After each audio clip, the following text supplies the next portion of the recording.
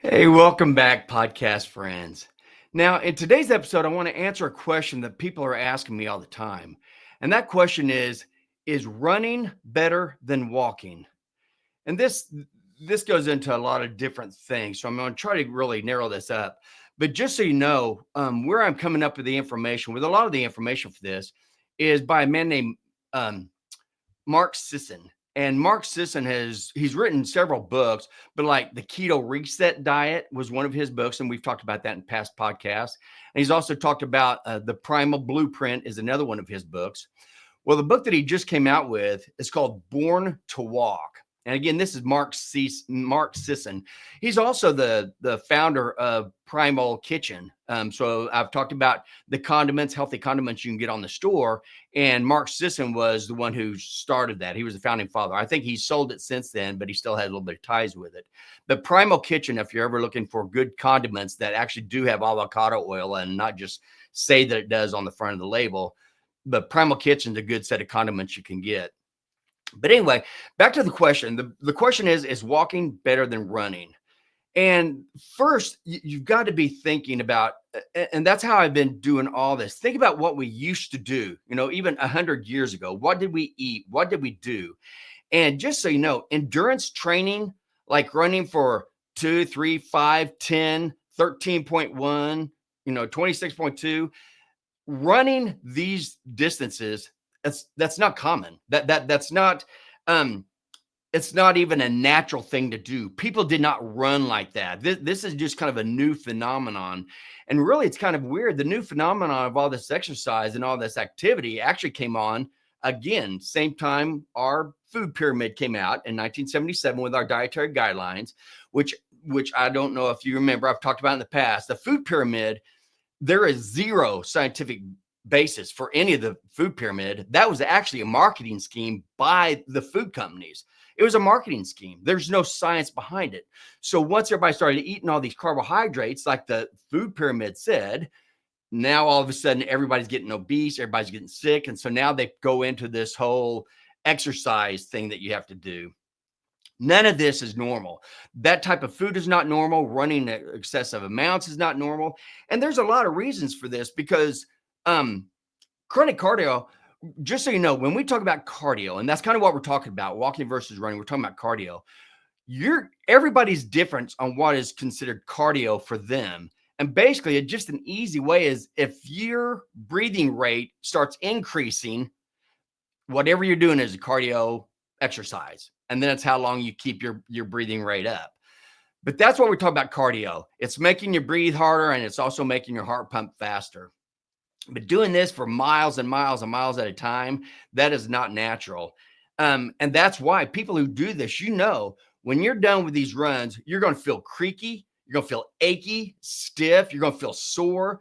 And running like that also can cause other problems with your body. You already know about all the joint issues you can get with the ankle joints and the knee joints, and you get stress fractures, you get tendonitis, you get IT band syndrome, chondromalacia, which is just softening of the cartilage around the knee. So it's called runner's knee. Then you can also get shin splints and plantar fasciitis. And the list goes on and on of all these things where you can actually tear your body up running. And there's really no reason to run because it is so hard on your body. And so really that's where walking comes in, because walking does everything that you want to do without having all the stress fractures. And you can do this and it's to where it's calming of your mind and everything. And so that's what we're going to talk about, because the other thing, sitting still, just not moving like people do for all throughout the day. They sit on their couch, they sit at their desk, they sit in their car, they sit all day. This is not common. This is not a natural thing for people to do. Through the history, through the ages, people have always moved. They always get out and walk. They didn't have all these cars and everything, so they walked everywhere they go. So that's where we're going to be going. Just so you know, that's where we're going with it. So no, running can be very, very hard on your body, and there's really no need to do this. What they found is if you actually just take several short, frequent walks all throughout the day, and maybe a long walk or long hike, once a week or something, this is going to get you all the good benefits of walking that you can get. And I'm not talking about a lot. I'm talking about, less than, just around 2 miles a day. So that's like 4,000 steps. Okay. Just in and out and in and out. And you'd be surprised at how quickly you can get 4,000 steps. But you need to be cognizant of it because our society is all based around sitting. We're sitting down, we're laying down, we're watching television, playing games, whatever, but we tend to sit a lot. And when they walk, they found that even just as little as 2 miles a day, okay, all throughout the day, what this does is they found that this makes people feel alert. It makes people feel energized. And also they tend to be, they have a lot of energy instead of being fatigued and hungry all the time. So you don't even get hungry. It also, just by walking, just minimal walking, this also helps with your mood.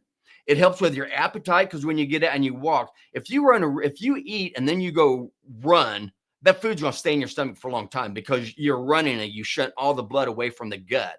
So what you'd like to do is if you're going to eat a meal and go for a walk afterward, make it a nice leisurely meal. And we'll talk about what that means, but just make it, nice leisurely walk.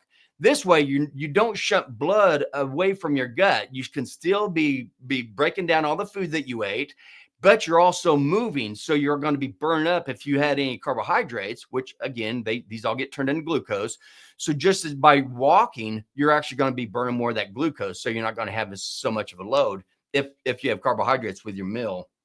But the other thing that this does, besides helping with your mood, helping with your appetite, it helps with your whole metabolic flexibility, which again, your metabolic flexibility means what energy source does your body tend to use? Does it use glucose or does it use fat?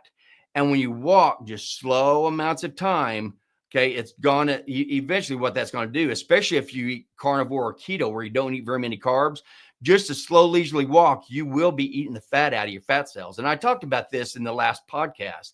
When you exercise really hard, you never get to the fat in your fat cells when you're burning it. The other thing they found that this does is it's an immediate boost just by getting out in the sun, the fresh air, the sun, and walking with trees and everything around you.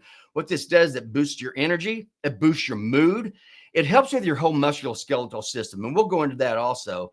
But it also helps with your cognition, your thoughts. You tend to think clear and process things better because as you're walking, you're pumping the blood through your body, through your brain, to where if you just sit there, you're just doing minimal activity. So the more activity you do, the more you have that blood pumping through your brain, but you can get too much activity too. So you have to be careful where you're not going to be hurting yourself. But there's so many things that they found out just by these short walks. They found out that, like I said, it helps with your brain and cognition, your ability to think. And what they found is in these short walks, if you just do these short walks, it increases a thing called brain-derived neurotrophic factor, BDNF. And this is very important. If you can get this just by walking and you can increase your BDNF, BDNF basically is a protein that protects your whole brain. It helps your brain function to its best. It improves your neuron firing. It helps with building new neurons. As neurons get damaged, it can help you build new neurons. It increases, like we said, it increases the circulation, so the oxygen flow that goes to the brain. This is all help with a BDNF increase. And by doing this, it helps you think periodly, helps you think a lot more clearly. And so you don't have to worry about symptoms of depression and anxiety. Just getting out and walking in nature, they found this actually helps a lot with anxiety and depression. And the other thing is, and again, the BDNF, it also increases neuroplasticity, which means you can actually create more of these little neuron pathways as you need them. But just a brief morning stroll. And I just mean like 12, 15 minutes in the morning, get up, get outside, and just walk leisurely. This shouldn't be something that you dread. This should be something that you actually look forward to. Getting up, doing a nice slow walk as the sun's coming up, that would even be better. Because if you walk out in the sun, and I've talked about this in the past also, if you walk out in the sun, this actually helps set your circadian rhythm. Watching the sun come up, that actually helps get your circadian rhythm going, which is what helps your whole body. Your body works on a circadian rhythm. So like when it goes from dark at night to light in the morning, this is when your brain shuts off melatonin and it picks up your cortisol, which is your stress hormone. This is the one that helps you get up out of bed and walk. So this is a way that you can actually use it. Get up out of bed, your melatonin's gone down, your cortisol's coming up, and now you're walking. So you can actually, while your cortisol levels are the highest, which is your fight or flight basically hormone, when this is the highest, that's when you're out and you're walking. So you're utilizing it. You reset your circadian rhythm so that the next night, now you're all prepared to where as soon as the sun goes down and starts getting dark, if you can walk at this time too, that is really will help with your circadian rhythm. But just the fact that you got up early in the morning and you watch the sun come up, that night you're going to be able to go to bed and you're going to be able to sleep a lot quicker, and you're also going to be able to sleep a lot better because you've reset that circadian rhythm. And it really helps with a restful night's sleep. And I won't go way into it. I did in episode 18, I did this podcast. It was called "Is Sleep Really That Important?" And yes, sleep is extremely important. There's so many things that sleep does to help your body. But the other thing it does, like I said, it also, when you are out walking in the sun and you're getting all this fresh air in nature, it actually boosts your mood elevating hormones. Mood elevating neurotransmitters like dopamine, serotonin, norepinephrine. And these are all very, very important with your overall mental status. So the other thing with your mental health, as far as walking, just a 12-minute walk. They found there were studies were done, and just in a 12-minute walk every single day, they found that in the participants in this study, it helped their boost their happiness, their energy, their focus, and their self-confidence. And especially if you can walk out in nature, so we're not talking about just walking on a treadmill or walking on something in a gym, but get out and walk in nature. And they found that when you do this, just walking in nature actually reduces your stress hormone, and it boosts your immune function. And this is very, very important. The other thing it does is it totally gets rid of, it helps get rid of a lot of your depressive symptoms, because as you walk, you can sit there and you can think about things, and you think about nature and thinking about, focus on how good you feel, and be grateful, thankful that you can get out and move, because a lot of people can't. So it makes you start thinking more positive things. And so what it does, it decreases people who ruminate. And I don't mean ruminate like when I talked about in a few podcasts ago about how cows eat their food. I'm talking about ruminating when people think negative thoughts about themselves, and that just gets a vicious cycle, and they keep thinking and thinking and thinking all these negative thoughts. I'm fat, I'm ugly, I'm whatever the negative thoughts are that people think about. But when you get out and you walk in nature, you're doing something good for your body. You're out in nature. You can see all these beautiful things around us, and it helps take care of that too. So all this stuff, anything you get out is going to help you with your mental function. But it also, they found that it helps with immune function as well, just walking. And there was a study of 1,000 subjects, and this showed that they had, just by walking a minimum of 20 minutes a day for 5 days a week, these 1,000 subjects showed a 43% decrease in sick days just from getting out and walking. We're not talking about running. We're not talking about going out there and tearing out your body. We're talking about something that's very relaxing and peaceful and easy and free that you can do to really help yourself. This definitely helps with your disease prevention. And I've talked about this in episode 29. It was called "Why is Moving Your Body Important for Infection, Nutrition, and Swelling?" We've got to move. We have always moved. This sedentary lifestyle that a lot of people have right now, this is not natural. Just by walking, you do a lot of things, and a lot of it does have to do with your lymphatic system. And you can learn about that. But basically, if you don't walk and you sit still, your lymphatic system isn't moving, and your lymphatic system, one of the things it does is it clears all the toxins out of your body. So all the cellular debris and everything that goes in your lymphatic system, and your lymphatic system, the only way it pumps is when you move. It doesn't have a heart to pump it. So you've got to get up and move. So that's one reason why just moving helps pump that lymphatic system and gets all that cellular debris and all these waste products out of your body. Otherwise, they're just staying in there, and they're going to be making you sick. So just moving is so important. Another example, there was another study that was done, and this was with 16,000 women, and these were all 60 years and older. But when they tested these, They found that if you walk at least 2,000 steps a day, they showed a 32% decrease in disease risk just by walking 2,000 steps a day. And now this seemed to walk as they walked, as they started walking more, they found that this kind of plateaued right around 4,500 steps. It was still fun, it's still good, but they didn't really get that much additive effect between 2,000 and 4,500 steps.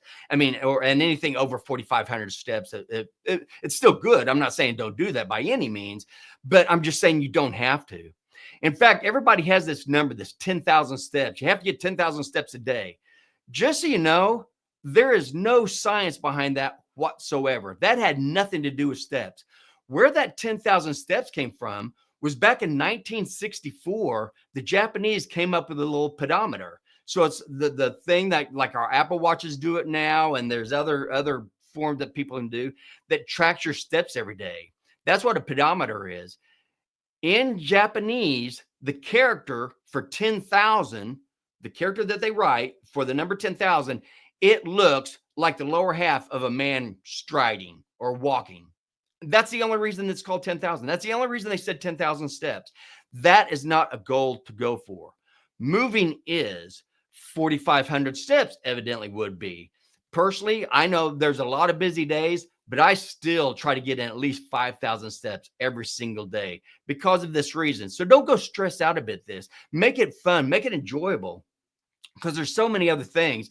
Like we said, musculoskeletal. It's going to help with your muscles. It's going to help with your skeleton because you're putting weight on those bones as you're walking. So it strengthens your muscles, strengthens your bones, strengthens your joints and your connective tissue. And these things are so, so important because as you get older, that's what tends to happen.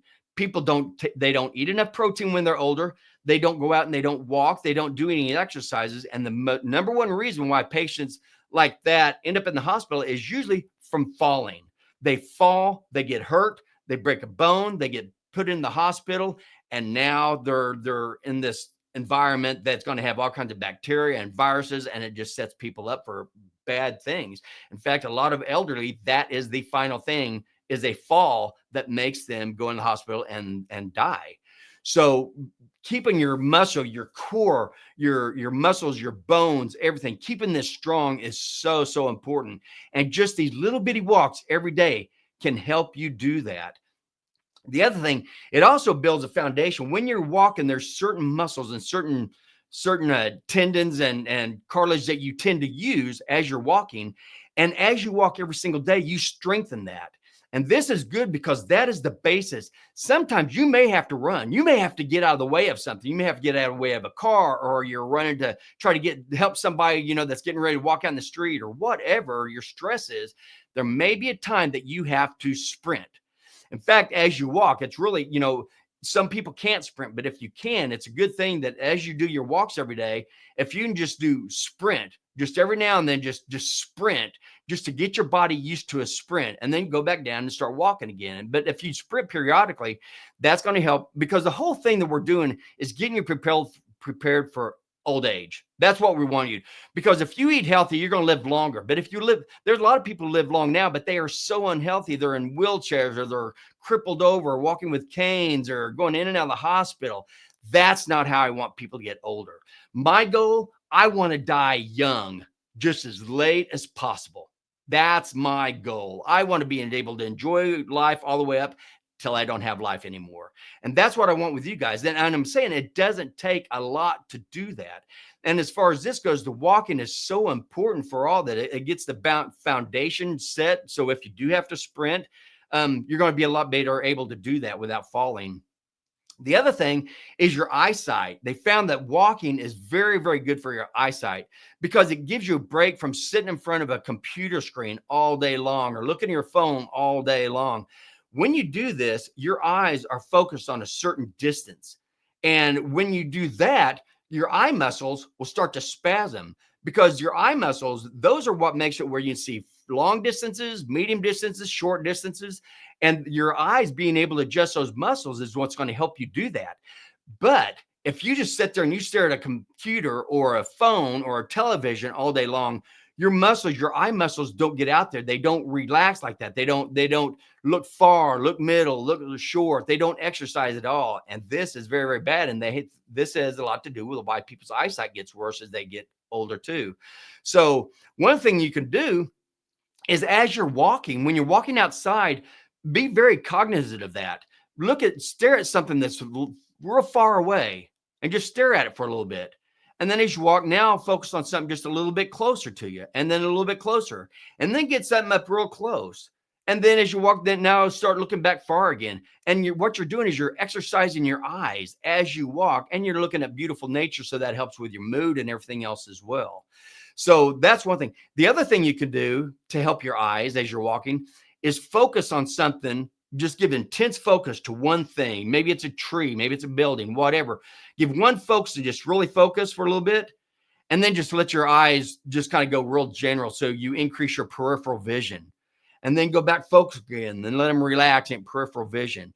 And all these are going to be helping your eyes as you're out there walking. So there's other things you can do, because if you sit around a desk and a phone all the time and not looking at, that's horrible on your eyes. And the other thing they found, that when you do this, it's also horrible on your temporal lobe. Your temporal lobe is like the side of your brain. Okay, that's your temporal lobe. Your temporal lobe is responsible for memory. And there was a study out of UCLA, and this showed a direct link between inactivity and diminished brain function. Okay. When they found these people that were in this study, when they sat there and they just looked at these computer screens, okay, for long times, they found, and they did this over and over again, they found that their hippocampus became very thin. The hippocampus is the part of the brain that's responsible for short-term memory. And it started decreasing the hippocampus. So it decreased their short-term memory. They also found that they started getting slower processing speeds. They couldn't think and react as quick as they used to. It also, they had inferior working memory for quick decisions. They couldn't make quick decisions really well when they did this, when they sat there and they just focused at these screens for a long period of time. And they also found that their memory total was actually a lot worse, not just their short term, but even their long term memory. It was way inferior in the way that their memory could be. They could access their memory. Then, as another study, just talking about walking and how important walking is, and also getting out in nature and checking, working with your eyes, make sure you hold your core in. These are all things as you're walking. There are things you can do to actually make it even more healthy for your body. And the main thing is be cognizant of what your body's doing. Now, there's another thing. There was in 2022, there was a Finnish study of 3,702 study patients. What they did was they looked at 4 different categories. They looked at active couch potatoes was one. The second one was sedentary light movers. The third one was sedentary exercisers. And the fourth one was movers. Okay. So the first one, active couch potatoes, they define these as the people who work out every day in the morning, and that's all they do. The rest of the day, for over 10 hours of the day, the rest of the day is sedentary. They're just sitting at a desk the whole day long, or sitting and whatever they're doing. So they work out every day, but they sit all the rest of the time. Those are active couch potatoes. Then there's the sedentary light movers. And these are the ones, they did not work out at all. However, they did have a lot of light activities all throughout the day with their jobs. So they're doing these light activities, but they're moving all throughout the day, but just nothing strenuous, and they don't work out. The third category was sedentary exercisers. Now, these are the ones that they did work out regularly, but their activity throughout the day was less than the sedentary light movers, but a little bit more than the active couch potatoes. Okay. So that was the sedentary exercisers. They work out and they have a little bit of movement throughout the day. And then the last one was the movers. These are the ones that work out regularly, and these are the ones who move the most throughout the day and don't sit as long. So what did they find out? Of course, obviously, the best one were the movers. Those who worked out regularly, 3 to 5 times a week. They'd have a workout, and then all throughout the day, they'd get up and they'd move. Not a big exercise, just moving around, doing light activities. Those were the best. They had the best outcomes. However, the worst the worst of these was the active couch potatoes. The ones who worked out every day and they thought they were doing great because that's all they're doing. They're working out and said, oh, I did a great job. And then they sit the rest of the day. They are the ones that had the worst outcome. And so I just want to, the whole thing is just getting up and moving. Don't be stressed out. You don't have to run. You don't have to run 2, 3, 4, 5 miles, 20 miles, whatever.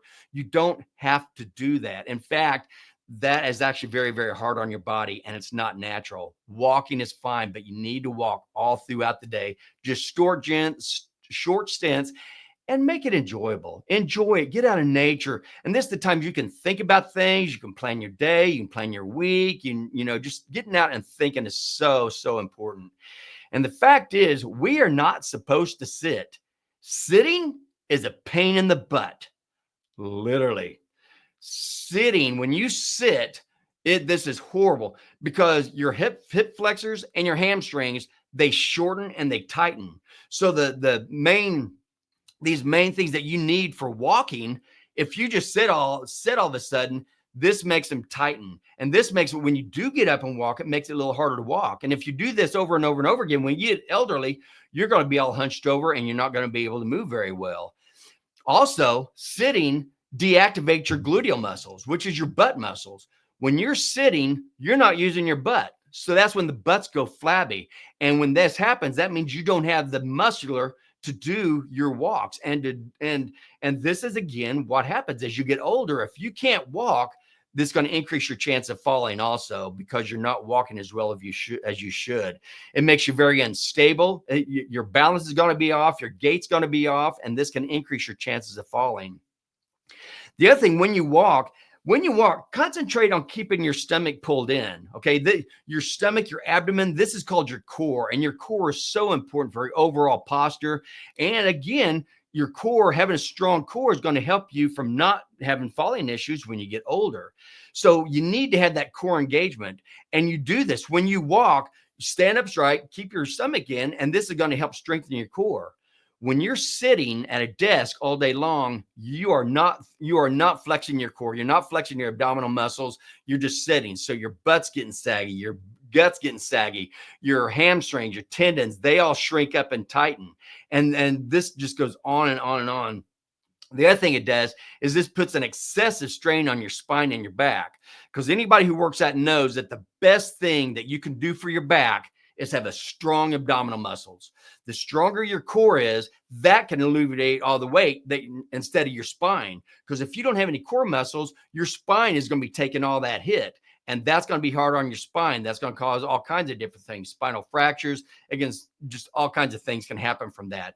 So again, walking out in nature, keeping your stomach sucked in, look far, look medium, look close. All these things that you can do. Think about stressors that are in your life. Think about solutions for those, or better yet, focus on how beautiful, what a wonderful world God's given us, and just be more grateful as you walk. And you'll find if you get up and you walk every day, just a nice, pleasant, gentle walk as the sun's coming up would be the best. And you have gratitude. An attitude of gratitude is so important. If you do this every day, I don't know how you can help but improve your thoughts, your body, your strength. Everything is going to be so much better. So, is running better than walking? No, it is not. Walking by far is much better. It's less stress on your body. You're not doing this for activity. You're not doing this to burn fat out of your fat cells, because you're not going to burn fat out of your fat cells no matter what you do. If you, as you saw in my last podcast, you could work out intensely with weights for 60 minutes and you're still only going to burn about 440 calories. You are never going to get to your fat by doing that. So please get that out of your mind, that walking is going to help you burn fat. There's other ways. The only way to burn fat is keep your insulin levels low, and that goes by what you eat, not by what you're doing. So I highly recommend everyone, please get in the habit of walking all through the day. Just short stints, make it enjoyable, make it something that you enjoy going and doing, and focus on those things. Sucking your stomach in when you're going, keeping your head up, looking around, being thankful for what God's given us. Move your eyes in and out, focus and narrow, or focus, and then just with peripheral vision.